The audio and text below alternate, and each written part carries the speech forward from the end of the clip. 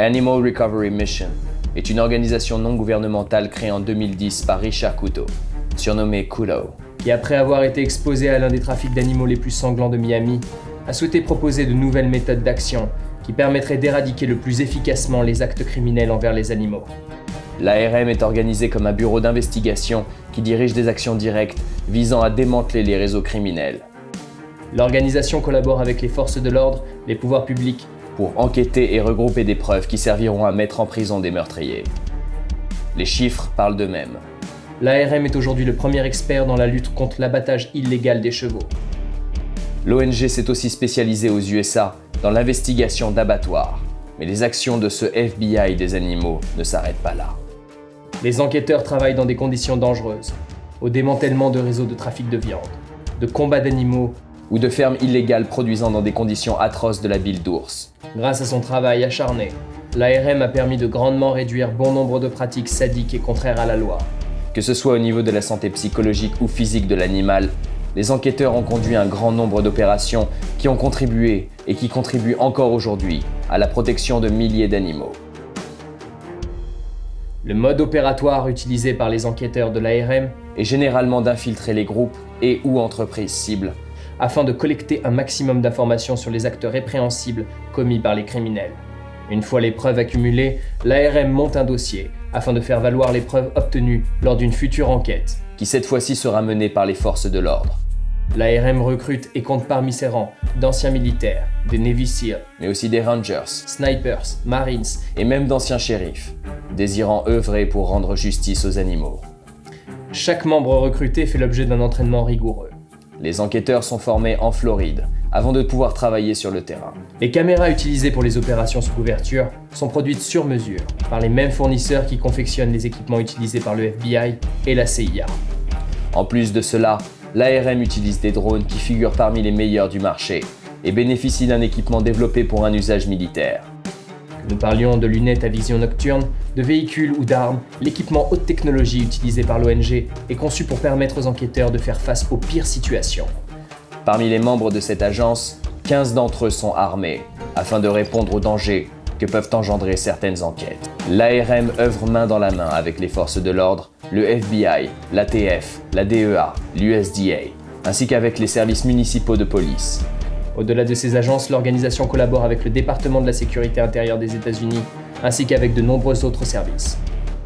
Leurs investigations sont aujourd'hui parmi les plus grandes enquêtes jamais menées sur le sol américain à ce jour. Agissant aussi bien aux USA qu'à l'international, l'ARM a conduit des opérations secrètes qu'ils m'ont autorisé à vous exposer.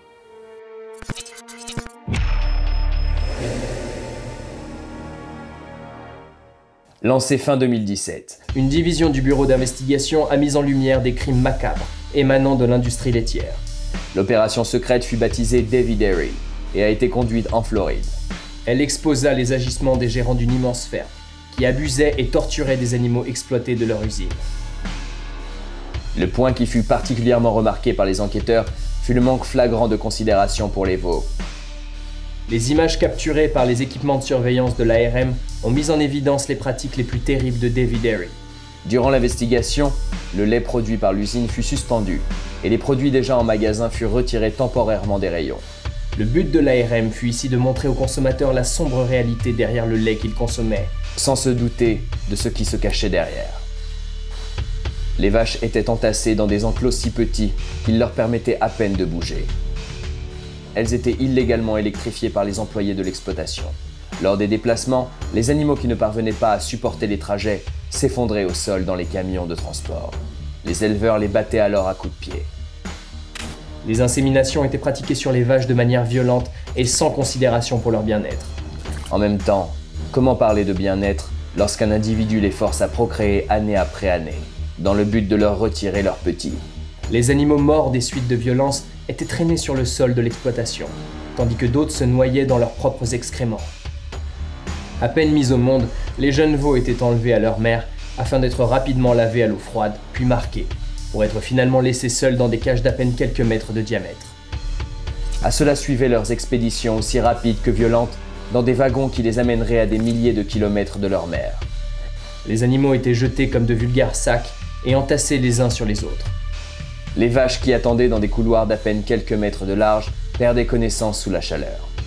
C'est cette même chaleur qui acheva rapidement bon nombre de ces animaux, laissés des journées entières au soleil sans endroit pour s'abriter et sans eau pour s'abreuver.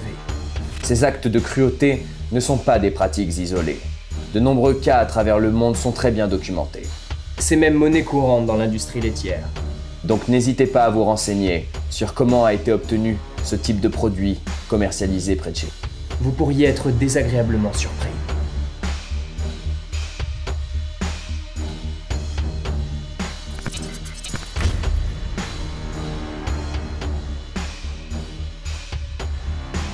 L'augmentation des fermes d'abattage illégales en Floride est due à une mauvaise gestion du gouvernement. Ces pratiques sont en vogue depuis plus de 40 ans, à cause du manque d'action de la part des forces de l'ordre. On estime qu'environ 1000 fermes d'abattage illégales se situent aux alentours des zones rurales de Floride, et plus précisément de Miami. Certains de ces lieux sont à peine à 20 minutes de South Beach. Comme souvent, ces fermes d'abattage détiennent des animaux dans des enclos insalubres, où ils gisent dans leurs excréments. Dans certaines de ces fermes, les animaux sont sacrifiés lors de rites religieux. Alors que chez Dairy Dairy, on observait que les locaux restaient relativement propres, les fermes d'abattage illégales n'ont quant à elles pas la moindre considération sanitaire. Les chevaux boivent dans des bidons à même le sol, les salles d'abattage ne sont pas nettoyées. Le sang et les parties d'animaux tués pourrissent sur place après leur décès. Les méthodes d'exécution pratiquées relèvent d'un sadisme rarement atteint. Certains animaux sont enfermés dans des cages, puis électrocutés et brûlés sur place. Les restes de l'animal sont stockés dans des seaux qui gisent à quelques mètres des engins de torture qui ont servi à mettre fin à leur vie. Dans la ferme de Rancho Garcia, les animaux n'étaient pas ou peu nourris. L'eau qui leur était donnée était croupie ou de très mauvaise qualité. Ils étaient brutalement torturés avant d'être vendus aux consommateurs. Les cochons étaient abattus au calibre 22 avant d'être poignardés dans le cœur avec une lame émoussée. Les animaux qui subissaient de tels sévices étaient pour bon nombre d'entre eux toujours vivants. Ils étaient ensuite traînés sur la table du boucher où ils convulsaient et se vidaient de leur sang pendant plusieurs minutes avant d'être ébouillantés vivants. Garcia se vanta aussi de torturer des canards et des chats domestiques avant de les manger. Sa ferme fut abattue fin 2015 par l'ARM et le SWAT. Garcia et ses compères furent arrêtés et accusés d'un très grand nombre de crimes.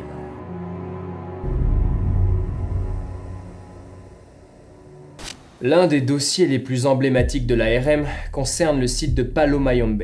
Considéré comme le théâtre de pratique de magie noire parmi les plus violentes du monde. Sur le site des massacres, des rituels de sacrifices humains et d'animaux furent pratiqués. Des crânes humains, de boucs et d'autres animaux furent retrouvés aux côtés d'un arsenal de lames en tout genre. Les meurtriers ont massacré lors de rituels des bébés sangliers, ainsi que des chiens et des chats qui avaient été enlevés à leurs propriétaires.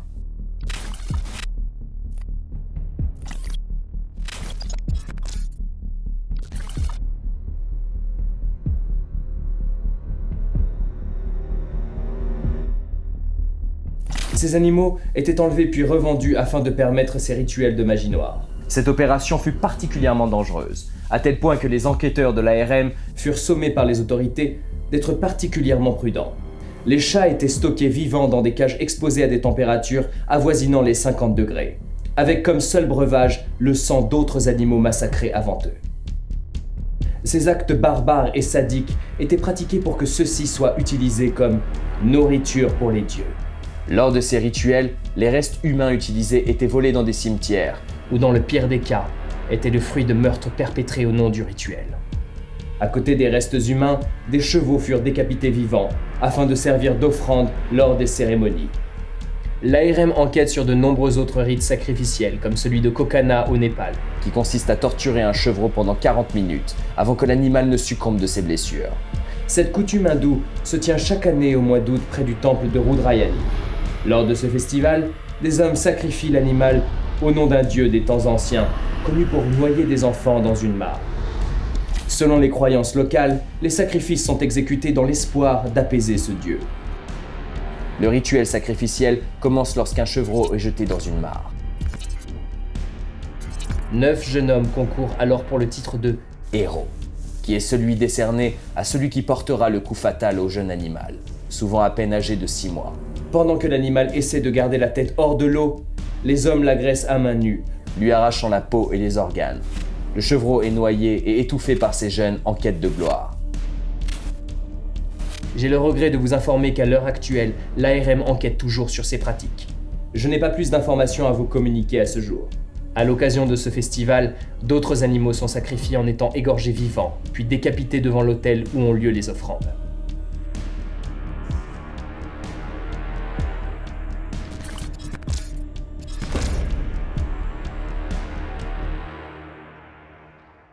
L'ARM s'est aussi spécialisée sur les combats d'animaux. L'opération Triangulo, par exemple, a concerné les combats de coqs. Cette pratique interdite dans plus de 40 États est pourtant bien présente sur le sol américain. Les combats de coqs sont vus comme un jeu pour parieurs où le dernier animal vivant remporte le combat. Comme les parieurs aiment s'en vanter, un sacré paquet de fric est parié lors de ces événements qui représentent l'un des berceaux du marché noir, de la corruption et des activités criminelles commises à l'encontre des animaux. On peut observer que la qualité de traitement des coqs est très variable. Le jour où le coq gagne, il est considéré comme un roi. Mais c'est un traitement temporaire puisqu'il ne dure que tant que l'animal est victorieux. Le jour où celui-ci perd, il est alors considéré comme un déchet ou comme un nuisible. Après plusieurs mois d'enquête, une équipe d'intervention fut montée conjointement avec les forces de l'ordre. Malheureusement, le manager qui gérait les arènes ferma l'arène la semaine suivante, après avoir été prévenu de l'opération par un proche du gouvernement étatique. À l'heure où je vous parle, les contrevenants sont toujours en fuite et activement recherchés. En règle générale, une fois les enquêtes clôturées, les bulldozers de l'ARM détruisent les fermes illégales et lieux utilisés pour torturer les animaux. Puis l'ONG s'assure qu'ils n'ouvriront plus jamais à ces endroits précis. En conclusion de cette enquête, j'aimerais vous lire le témoignage de Kudo, le fondateur de l'ARM, qui m'a confié sa plus traumatisante expérience. L'une des rencontres les plus effrayantes que j'ai eues était dans une zone marécageuse près des Everglades en Floride, dans la zone appelée le bassin C9 à Miami.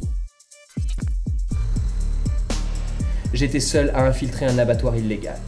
Il y avait des milliers d'animaux là-bas, des chevaux, des vaches, des moutons, des chèvres et des cochons. Les animaux souffraient. Certains hurlaient à la mort. Je me souviens que je sentais l'odeur pestilentielle des ordures et des corps en décomposition tout autour de moi.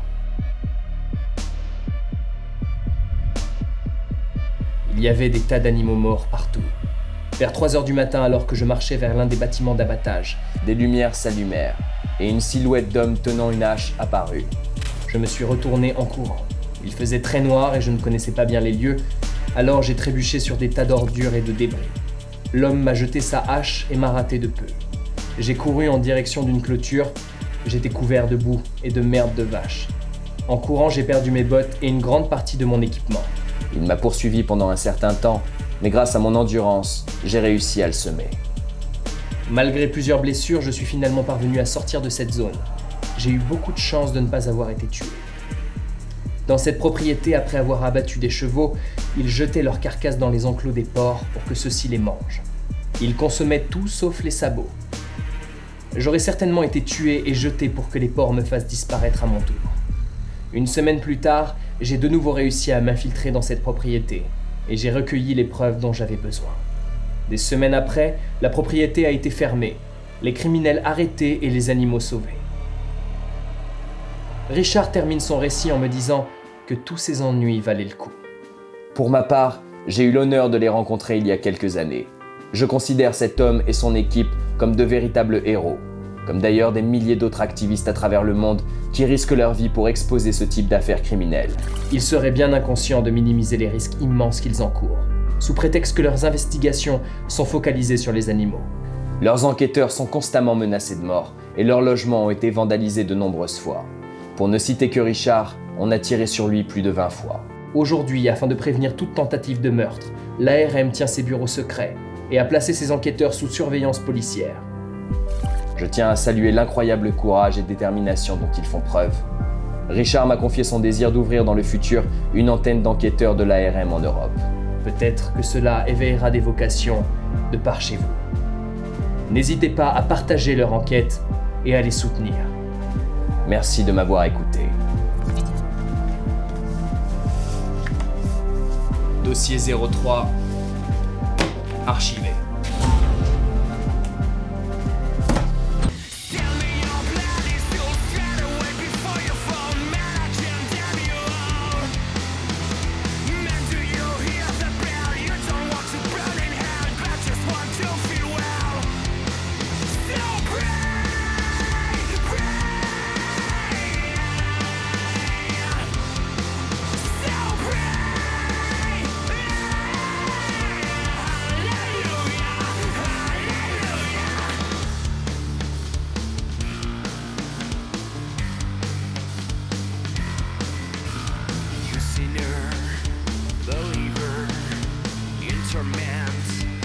You have to repent. I'm your God. Let's test my blood. Cromwell, kneel down, river, my holy crown. Let's choose your destiny. I am the divine mercy.